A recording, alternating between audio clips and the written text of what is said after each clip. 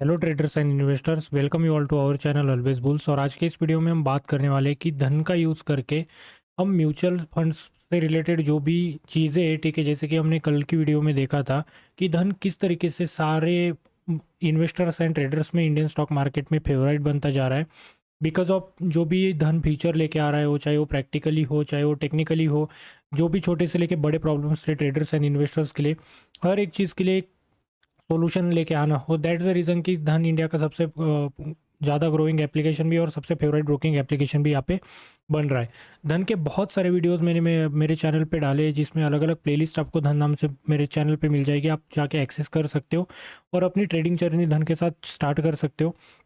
आप जितने भी फ्यूचर, जैसे कि मैं हर एक वीडियो में बताता हूँ, जितने भी फ्यूचर्स है, अकाउंट ओपनिंग से लेके जो भी चीज़ें, आपको सारी चीज़ें फ्री ऑफ कॉस्ट मिलती है। एक भी रुपये आपको पे करने की ज़रूरत नहीं है। इवन अगर आपको अकाउंट ओपनिंग से लेके कोई भी इशू आता है, इवन कोई फीचर यूज़ करने में भी, तो आप मुझसे या धन के ऑफिशियल टीम से कोऑर्डिनेट कर सकते हो, कोई भी आपकी हेल्प प्रोवाइड कर देगा। कल की वीडियो में हमने देखा एम टी एफ सीरीज़ के, ठीक है, एम टी एफ सीरीज़ का जो वीडियो है उसके ऊपर भी मैंने मार्जिन ट्रेडिंग फैसिलिटी के बारे में वीडियोस डाले थे कि किस तरीके से धन हमारी हेल्प करता है। देन कल हमने म्यूचुअल फंड्स के बारे में वीडियो डाला था, और म्यूचुअल फंड्स, धन क्या क्या म्यूचुअल फंड्स आपको प्रोवाइड करता है और धन कैसे यूनिक है बाकी ब्रोकर से, और धन किस तरीके से बहुत ज़्यादा एडवांटेज है यहाँ पे जो भी इन्वेस्टर्स एंड ट्रेडर्स है जो कि म्यूचुअल फंड में इन्वेस्ट करते हैं, ठीक है, उनको किस तरीके से एडवांटेज मिलता है, उसके बारे में हमने बात की थी। आज इससे रिलेटेड जो भी क्वेश्चन एंड आंसर सीरीज है उसको हम कवर करेंगे। स्टार्ट करते हैं कि direct and regular mutual funds में डिफरेंस क्या होता है। ठीक है, अब यहाँ पे देखो, म्यूचुअल फंड्स एक होता है डायरेक्ट, देन उसके बाद वो होता है रेगुलर म्यूचुअल फंड्स होता है, ठीक है। तो यहाँ पे अगर हम बात करें तो जो डायरेक्ट म्यूचुअल फंड्स है वो डायरेक्ट इन्वेस्टमेंट होता है, ठीक है, फंड हाउस से। एंड यहाँ पे अगर रेगुलर म्यूचुअल फंड्स की अगर बात करें तो यहाँ पे डिस्ट्रीब्यूटर्स इन्वॉल्व होते हैं एंड कुछ कमीशन अर्न करते हैं, ठीक है। तो यहाँ पे अगर इन्वेस्टर के भी आप से देखा जाए, तो इन्वेस्टर के भी आप से अगर हम बात करें तो जो रेगुलर म्यूचुअल फंड्स है, ठीक है, रेगुलर म्यूचुअल फंड्स थोड़े से एक्सपेंसिव होते हैं डायरेक्ट म्यूचुअल फंड से, एंड थोड़ा एक्सपेंस बढ़ा देते हैं, ठीक है। एंड डायरेक्ट म्यूचुअल फंड्स में अगर आप इन्वेस्ट करते हो तो वहाँ पे कोई भी कमीशन आपसे नहीं लिया जाता। देन उसके बाद हम बात करेंगे कि जैसे कि हम स्टॉक्स में भी इन्वेस्ट करते हैं, इंडियन स्टॉक मार्केट में इन्वेस्ट करते हैं, फॉरेन स्टॉक मार्केट में इन्वेस्ट करते हैं, कोई फॉरेक्स में भी करता है, राइट। तो अगर हम बात करें कि म्यूचुअल फंड्स में इन्वेस्ट करना सेफ है या नहीं, तो यहाँ पे देखो, धन ने यहाँ पे बहुत अच्छे से यहाँ पे आपको इस क्वेश्चन का आंसर दिया है कि यस, म्यूचुअल फंड में इन्वेस्ट करना एक यूजफुल डिसीजन है। क्योंकि देखो, म्यूचुअल फंड में आप जब भी इन्वेस्ट करते हो तो जो इन्वेस्टर है उसको क्या करता है, पैसे देता है, जैसे जो भी पार्टी है जो कि इन्वेस्ट करवाने वाली है आपके पैसों को, या जो भी फंड मैनेजर है, वो क्या करते हैं कि आपके पैसों को डाइवर्सिफाई करते हैं, अच्छे एनालिसिस होते हैं, लाइक वहाँ पे एनालिस्ट भी होते हैं, आपको खुद के एनालिसिस करने की ज़रूरत नहीं, कुछ भी करने की ज़रूरत नहीं है। तो बहुत अच्छे से रिस्क प्रोफाइल मेंटेन करके, फाइनेंशियल गोल्स और सारे जो फैक्टर्स है उनको देखते हुए बहुत अच्छे से डाइवर्सिफाई करके आपके पैसे इन्वेस्ट किए जाते हैं। म्यूचुअल फंड्स प्रॉफिटेबल होते हैं, ठीक है। अगर लॉन्ग टर्म की बात करें, अब जैसे कि मैंने जैसे बोला है कि बहुत से लोग देखते, पेनी स्टॉक का हम एग्जांपल लेते, पेनी स्टॉक, यार मैं 1 रुपये का लूंगा, 100 रुपये का हो जाएगा, 10 दिन में मैं करोड़पति बन जाऊंगा, इस तरीके से भी सोच होती है लोगों की, राइट। तो ऐसा होता नहीं है, और आप सबको पता है कि ऐसे लोगों के, बहुत सारे लोगों के स्टॉक मार्केट में पैसे डूब जाते हैं। अब एक profitable, like Indian stock market में प्रॉफिटेबल वही बनता है जो कि लॉन्ग रन खेल के जाता है। लाइक जैसे हम बात करें कि लॉन्ग टर्म में, चाहे वो इन्वेस्टिंग हो म्यूचुअल फंड्स की में कर रहे हो आप, या किसी स्टॉक में कर रहे हो, या ट्रेडिंग को अगर कंपेयर करोगे, तो as compare to trading, investing in mutual funds and normal investment जो हम इक्विटी में करते हैं, वो कभी भी अगर बात करें, रिस्क फैक्टर वहाँ पे बहुत ज़्यादा कम होते हैं और लॉन्ग टर्म में आपको बहुत अच्छा प्रॉफिट करवा देते हैं। तो म्यूचुअल फंड्स में भी अगर आप लॉन्ग टर्म में इन्वेस्ट करते हो तो बहुत अच्छा प्रॉफिट आप यहाँ पे कमा सकते हो, ठीक है। और म्यूचुअल फंड एज एसेट भी होता है आपके पास, आपके पोर्टफोलियो में, ओके। बट यहाँ पे एक आपको पॉइंट क्या, लाइक हर बार मैंडेटरी चेक करना है कि किस म्यूचुअल फंड में आप इन्वेस्ट कर रहे हो। म्यूचुअल फंड का हर एक डेटा होता है कि जो फंड मैनेजर है वो कहाँ पे आपके पैसे डाल रहा है, मिड कैप में डाल रहा है, स्मॉल कैप में डाल रहा है, लार्ज कैप में डाल रहा है, अभी तक कितने रिटर्न दिए, हर साल कितना रिटर्न देता है, उसके फंडामेंटल्स कैसे हैं, ठीक है, सारे फाइनेंशियल्स आप वहाँ जाके चेक कर सकते हो। अब यहाँ पे देखो, is mutual funds better than stocks, अब ये बहुत अच्छा क्वेश्चन है। देखो, यहाँ पे दो चीज़ें आती है। एक पर्सन होता है जिसको खुद के एनालिसिस पे भरोसा है, एक पर्सन होता है कि भाई मुझे कुछ लेना देना नहीं, ये ले पैसे मेरे इन्वेस्ट कर दे, मुझे बस इतना इतना प्रॉफिट चाहिए, राइट।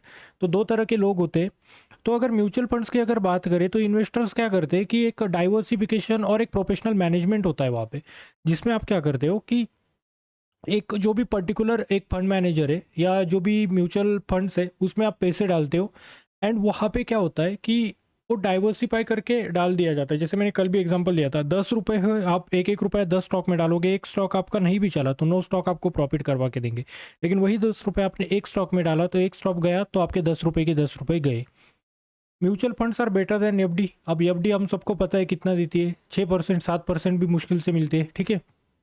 तो यहाँ पे फिक्स डिपॉजिट में और एक चीज़ क्या होती है, जिसके हम बात करें, एक सिंपल इंटरेस्ट होता है। सिंपल इंटरेस्ट मतलब समझो कि मैंने 1 लाख की एफडी की, उस पर मुझे 6,000 का अगर प्रॉफिट मिल रहा है, तो 1 लाख रुपए पे एक साल पे मुझे 6,000 रुपये मिले।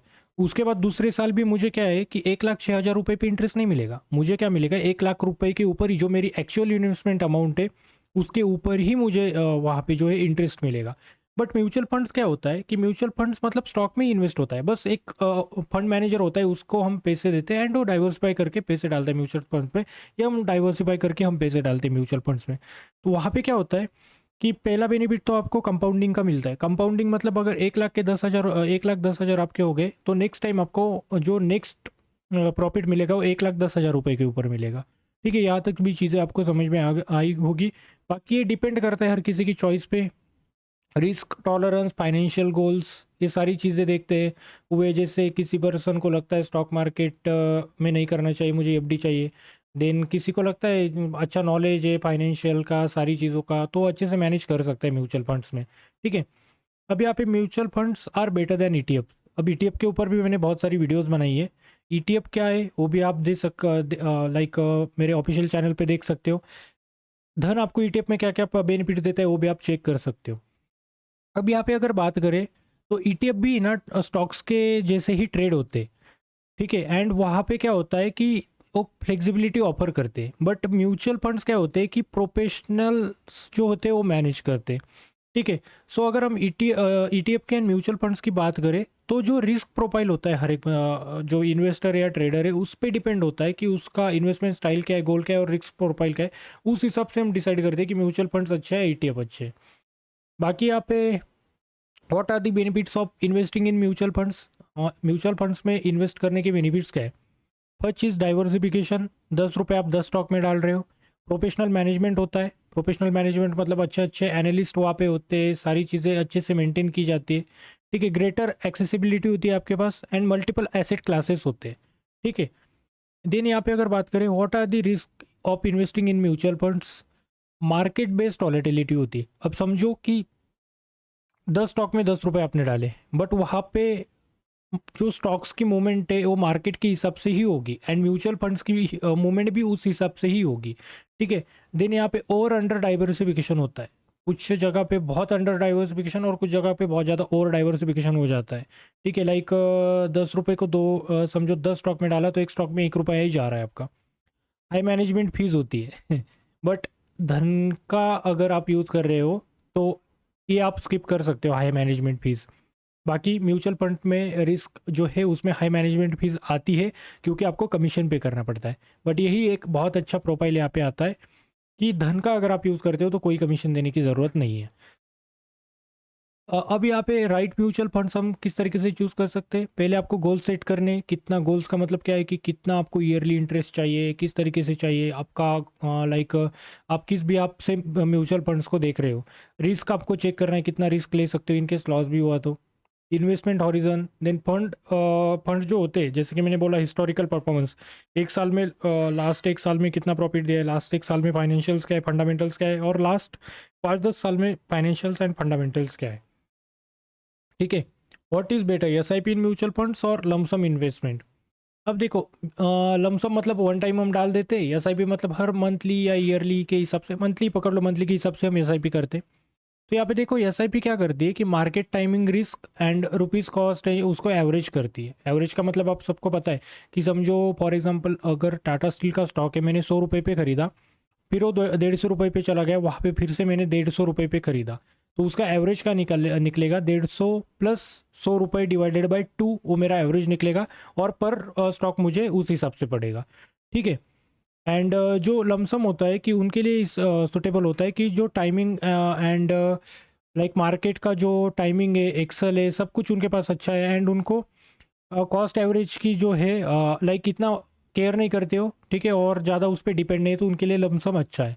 What is minimum amount required to invest in mutual funds? Mutual funds आप 100 रुपये से भी स्टार्ट कर सकते हो, ठीक है, ये भी ऑप्शन आपको यहाँ पे मिल जाता है धन पे। लाइक 100 रुपये मंथली या लमसम भी 100 रुपये से कर सकते हो, तो ये बहुत अच्छी बात है। How to start investing in mutual funds on Dhan, ठीक है, धन का एप्लीकेशन आपको डाउनलोड करना है जिसकी लिंक मैंने डिस्क्रिप्शन में दी है।